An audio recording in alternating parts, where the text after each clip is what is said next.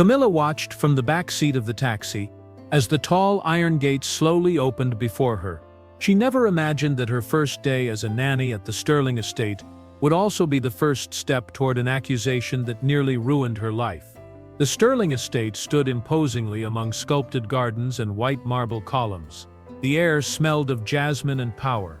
With her heart tight from uncertainty and a borrowed suitcase in hand, she got out of the car. A middle-aged woman, impeccably dressed and with a slightly furrowed brow, was waiting at the top of the steps. "Miss Camilla, I'm Teresa, the housekeeper. Punctuality, that's a good sign." Camilla smiled humbly and followed her inside. The marble beneath her feet echoed with her timid steps. The walls were adorned with family portraits, expensive paintings, and clocks that seemed to measure a different kind of time, one where haste didn't exist. "Your job will be to take care of the girl, Valerie. She's 6 years old, and since her mother's death, she hasn't bonded with anyone. Don't expect affection right away," said Teresa as they walked down a long hallway. Camilla nodded in silence. It wasn't her first time working as a nanny, but it was the first time she felt like she had stepped into a world that didn't belong to her.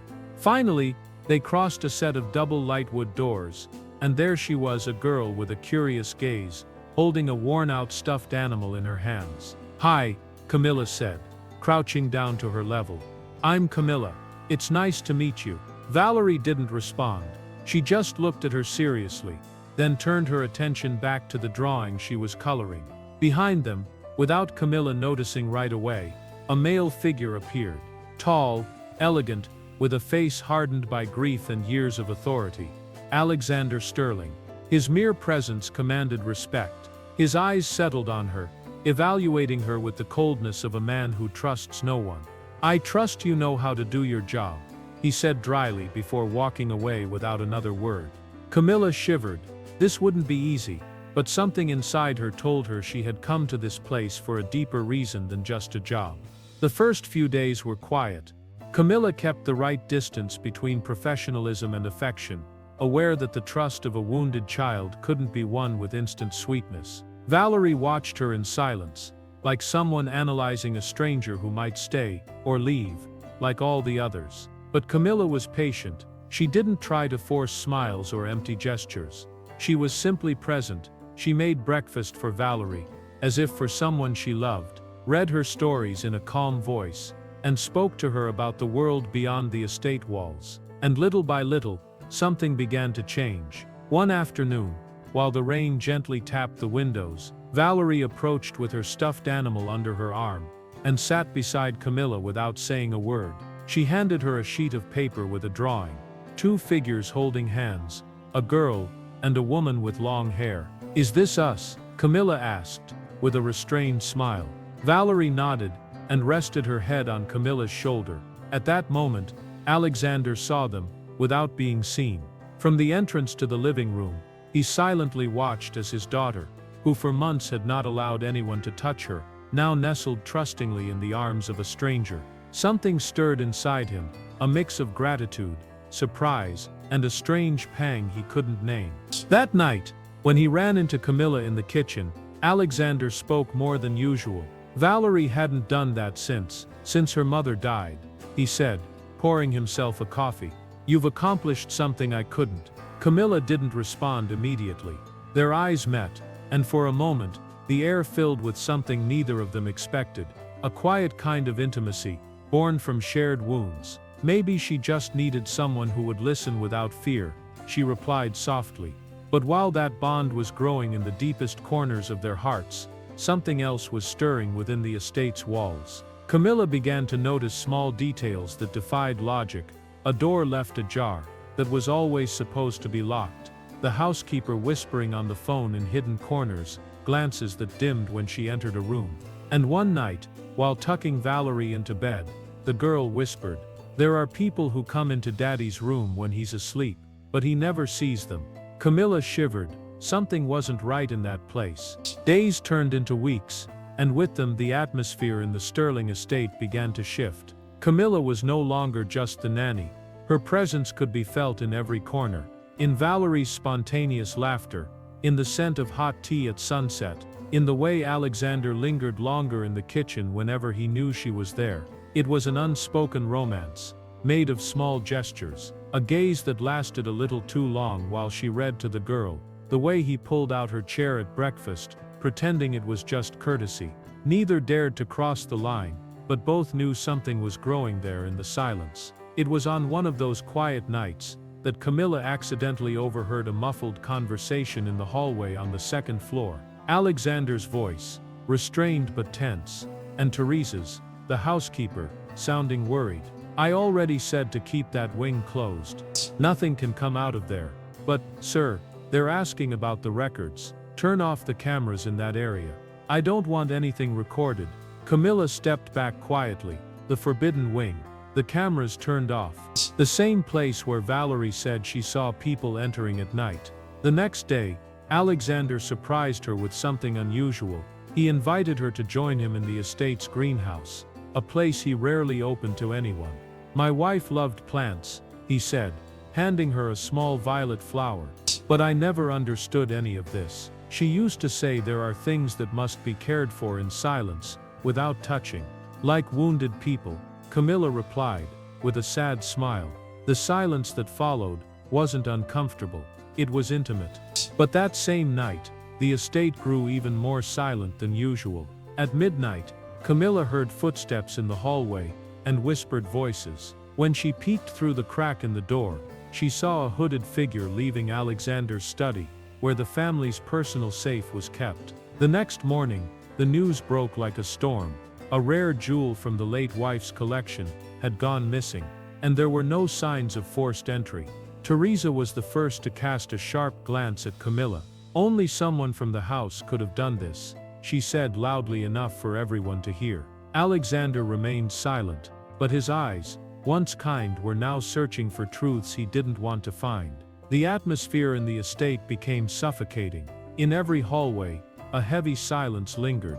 No guard called the police, but rumors spread among the staff like smoke. The missing jewel wasn't just a valuable item, it was a symbol, a sapphire necklace inherited by Alexander from his wife, kept with obsessive reverence in his personal safe.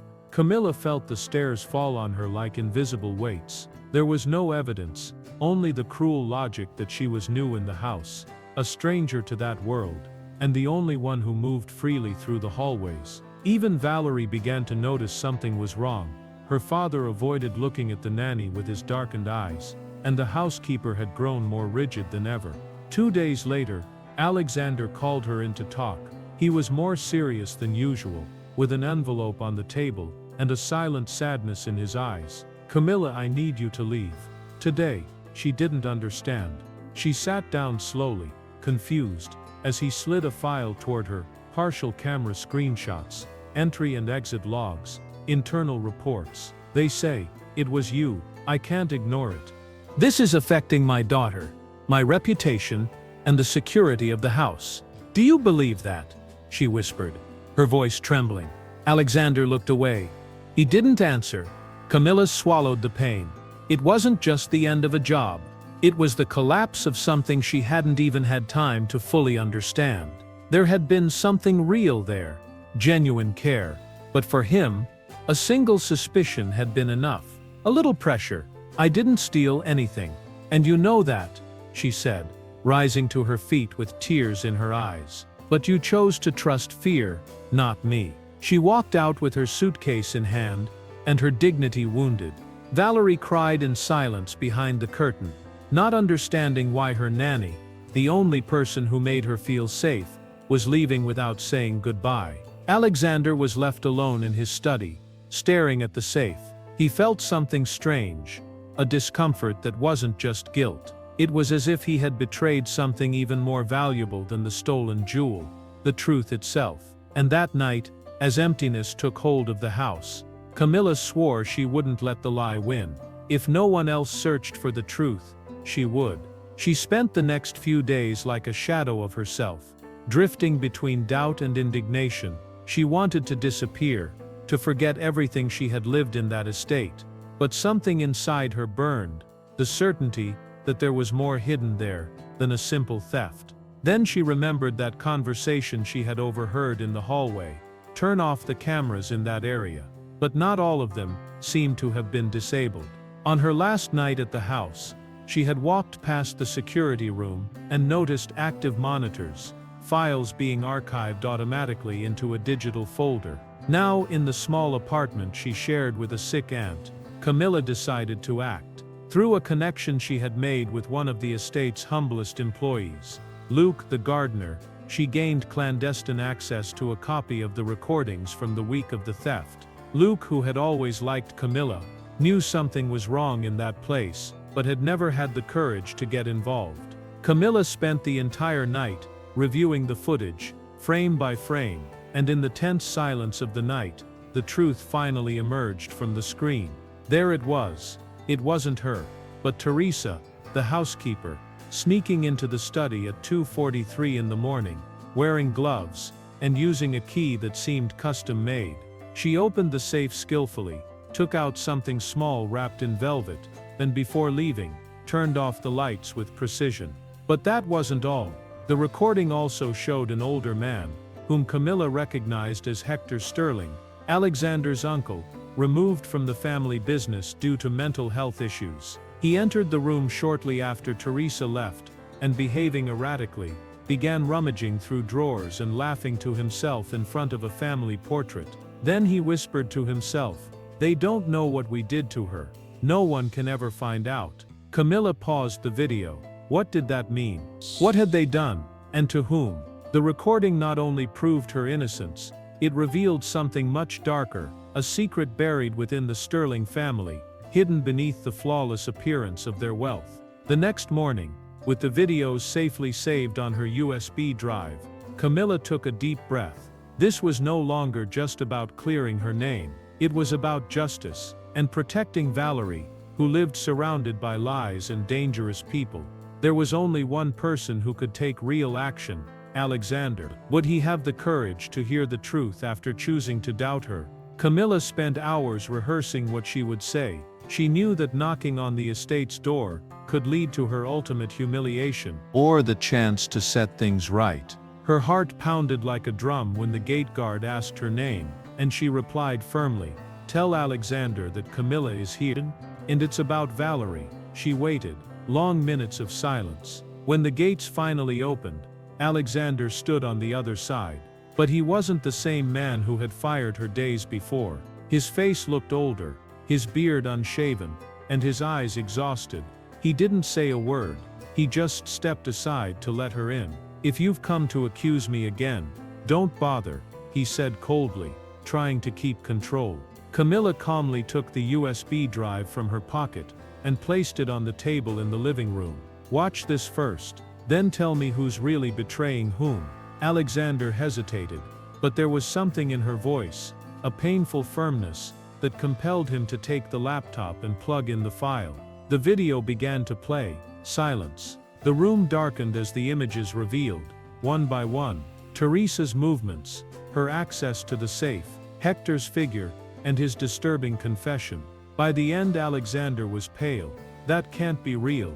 Those recordings were deactivated." "Not all of them," Camilla said coldly. "You fired me for something you knew I hadn't done. You chose to protect yourself instead of listening to me." Alexander turned away, running a hand over his face. A mixture of guilt, shame, and anger overtook him. "Camilla, I was under pressure. My family, the lawyers, the investors. I couldn't take the risk, not with everything at stake." "And I wasn't a risk?" she asked, wounded. "I was the only person who treated your daughter like a child, not an heiress to an empire. I cared about her, and I cared about you too." The confession slipped from her lips before she could stop it. The silence between them grew heavier than ever. Alexander looked at her, and for the first time, without a mask, "You mattered to me too, Camilla. More than you should have. That's why I was a coward." He stepped closer, but stopped a few feet away. Both of them were breathing heavily, as if standing on the edge of an emotional cliff. "Then show me now that you're not a coward anymore," she said, locking eyes with him. "Face the truth with me. For Valerie, for your wife, for yourself." Alexander looked at the USB drive still connected to the laptop. For a moment, it seemed like he might back down. But then something in his expression changed. Let's find out how deep this lie goes. Together. The next morning, Alexander called a closed-door meeting with his personal lawyer and locked himself in his office with the recordings. Camilla watched from a distance, sitting in the garden with Valerie on her lap, trying to pretend everything was normal, while the gears of truth began to turn. But not everything could be resolved with goodwill. Hours later, Alexander emerged from his office, his shoulders tense and his face heavy. My lawyer says that if these images go public, they could destroy the family's reputation, not just the company's, but also my mother's foundation, the stocks, the schools that bear our name. He paused and looked at Camilla. But that's not what worries me the most. Then what is? She asked, standing firmly. Teresa has access to everything. Documents, records from the past, and she was my wife's confidant. She knows things no one else does, things that could be used against me, or against Valerie. Camilla felt her blood run cold. Do you think she'd be capable of something like that? Alexander didn't respond, but his silence said more than any words could. They decided to act in secret, to gather evidence, restore deleted files, and recover old security records. And with each new discovery, more pieces began to fit into a dark puzzle. They found out that Teresa, along with Hector, had been embezzling funds from the company for years, using ghost employee names, inflated contracts, and veiled threats to keep everyone else silent. But there was something worse. Records of psychiatric hospitalizations paid with money from the foundation created by Alexander's late wife, private institutions, where she had apparently sought treatment shortly before her death. You never said how your wife died, Camilla commented one night. Oh! Alexander hesitated. They were in the greenhouse, under the dim light of a few candles lit due to a mysterious power outage earlier that afternoon. They said it was an accident, that she fell down the stairs from the second floor. But there were always doubts, things that didn't add up, things she said. They want to silence me. Not even you listened to me. I thought they were delusions. Today, I'm not so sure anymore. Camilla stepped closer and took his hand. Do you still love her? I still blame myself, he replied. His eyes filled with tears. The moment was intimate, fragile. Camilla embraced him gently, and for the first time he surrendered, without resistance. But while they were uncovering the truth together, on the other side of the estate, someone was watching them from the shadows. Teresa, in the darkness, with a phone in her hand, recording, waiting for the perfect moment to act. The next morning, the atmosphere in the estate was different. Heavier, colder. Camilla noticed it in the staff's gestures, in the avoided glances, the half-closed doors, the whispers that faded when she walked by, like a dark current about to surface. Teresa, for her part, appeared more cordial than usual. A sharp smile, overly sweet words, as if trying to erase the coldness of the past few weeks. Would you like some tea, Camilla? Or something stronger to digest the bad news? Camilla found it strange, but declined. Minutes later, she discovered her wardrobe had been rummaged through, and inside, an anonymous note. You know too much, but no one will believe you when this all falls apart. That same afternoon, Valerie went missing for a few minutes during her private lesson in the garden. Camilla found her locked inside the old storage room in the east wing, frightened, her eyes red from crying so much. Miss Teresa said it was just a joke, but she locked the door and told me that if I spoke, Dad would get mad at you. Camilla's blood boiled. She ran to find Alexander, who for the first time, felt the true weight of what they were facing. This had crossed a line. It was no longer a business matter. It was personal and dangerous. That night, Alexander locked himself in the office with Camilla. For the first time, he allowed her to see the family's private files, hidden folders, covert contracts, recordings he himself had never had the courage to review. It was all there, joint account movements with Teresa, deposits made in the names of deceased employees, audio recordings made by his wife shortly before her death, in which she said things like, If something happens to me, don't trust Teresa. She's not here for us. She's here for what we're hiding." Alexander trembled. The world around him was crumbling, piece by piece. "This is a bomb," he said, taking a deep breath. "If this goes public, it won't just ruin my reputation. People will go to jail, even members of my own family. And if it doesn't go public, your daughter could be in danger," Camilla replied firmly. Alexander took her hands. His eyes no longer held arrogance, only fear and remorse. "Do you still trust me? I trust you enough to fight by your side, but don't ever ask me to stay silent again." They sealed their pact right then, not with words, but with the most daring decision of their lives to expose the truth. But first, they would have to survive the days ahead. Alexander spent the night working alongside a new lawyer, a brave young man, unaffiliated with the family circle, drafting a plan to expose the fraud and protect Valerie and Camilla.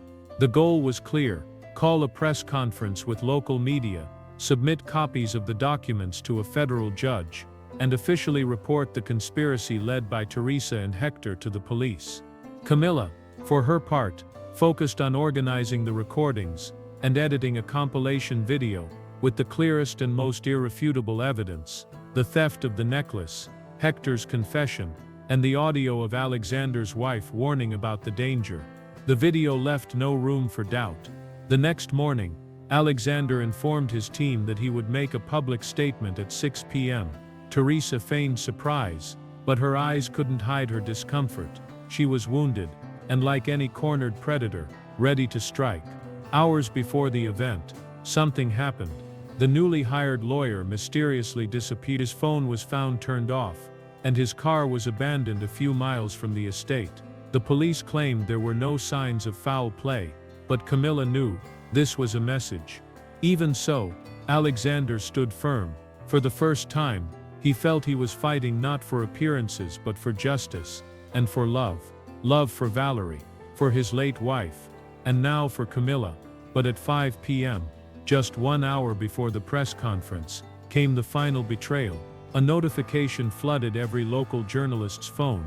Nanny accused of blackmailing the Sterling family. Formal complaint filed with notary. Teresa had struck first. She had submitted a fabricated case to the authorities, complete with evidence that Camilla had emotionally manipulated Alexander for financial gain and to sabotage the family's reputation. The press conference was immediately cancelled. Alexander tried to contain the damage, but the reporters were already at the gates. Cameras, questions, headlines ready. Camilla watched everything from afar, with Valerie trembling in her lap. "They're lying about you," the girl said. "I heard Mrs. Teresa say she was going to end it all."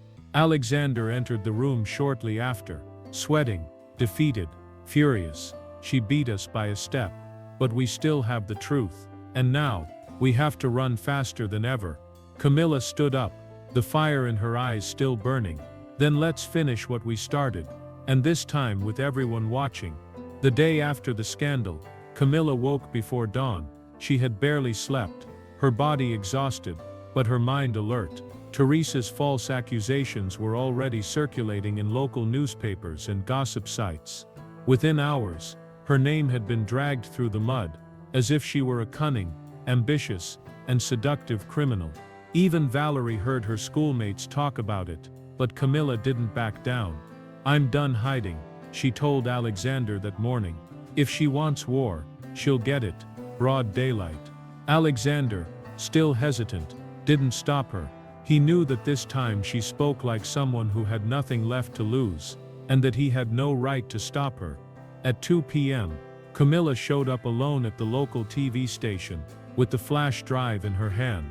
She asked to speak with the evening news team, and handed everything over: videos, audio, documents. "I don't want money or fame. I just want people to see who's destroying lives behind those walls." The editor, skeptical at first, fell silent as she watched the evidence. Each image was more devastating than the last. The footage of Teresa stealing the necklace, Hector confessing to crimes, Alexander's wife denouncing the corruption that led to her death. It was impossible to ignore. At 8 p.m., The station opened the broadcast with a sentence that froze the entire city. Scandal at the Sterling family. Employee exonerated as recordings reveal corruption and abuse inside one of the country's most powerful families.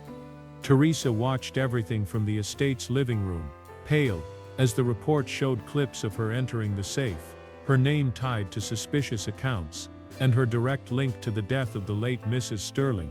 The reaction was immediate. That same night, the police knocked on the door with an arrest warrant. Teresa tried to resist, but there was nowhere to run. Hector, already unstable, was placed in psychiatric custody. The estate, once a symbol of prestige, became the scene of a criminal investigation. The next morning, Camilla appeared on newspaper covers as a heroine, and also as the woman for whom Alexander Sterling had risked everything. The headlines ranged from admiration to gossip, but she didn't care. She had cleared her name, saved the child, and exposed the truth. But what would happen between her and Alexander was another chapter. The estate felt different now, quieter, less threatening, but also emptier. The staff had been temporarily suspended. Teresa and Hector were in custody, and Alexander, for the first time in years, walked the halls like a free man, and paradoxically, more vulnerable than ever. Camilla stayed close, not out of obligation, but by choice. She knew Valerie needed her, and Alexander needed to breathe without masks. Despite everything they had been through, neither of them dared to rush the words that still floated between them. One night, they sat in the garden where Alexander's wife used to grow lavender. The starlight bathed the stone steps, and the sweet scent of the countryside wrapped the silence they shared. "You saved my daughter," he said, finally. "You saved my wife's memory, and you saved me from myself." Camilla slowly turned her face to him, looking into his eyes. "You saved me too," Camilla whispered. "When you chose to believe, even if it was late." Alexander stepped closer, slowly, as if still unsure whether she might pull away. But Camilla didn't. The kiss they shared wasn't rushed or impulsive. It was calm, mature, like two people who no longer needed to hurry, because they had already survived the worst. In the following days, they began to rebuild themselves, little by little. Alexander launched an internal audit process in the company, and announced he would step back from most of his executive duties, to dedicate himself to his daughter, and to the foundation, now named after his late wife, and entrusted to Camilla's leadership. "You understand. Care more than any executive I've ever met," he said, handing her the keys to the new office. Camilla, surprised, smiled. "I just know how to listen, and how to protect the ones I love." Valerie began to truly smile again. She started drawing hearts on the walls of her room, with three figures: herself, Camilla, and Alexander. At night, she asked to hear stories about the nanny, but now she called Camilla something else. "Mommy Camilla," she whispered one night. Camilla cried silently. There was pain in her past, but something greater was growing in its place. The promise of a future built on truth, not on buried lies. Weeks passed since the scandal aired. The press, which had once pointed fingers, now followed each new chapter with a more respectful, and at times, admiring, tone. The charges against Camilla were officially dropped. The judge overseeing the case called the evidence overwhelming and decisive, and ordered a formal investigation into Teresa and Hector Sterling.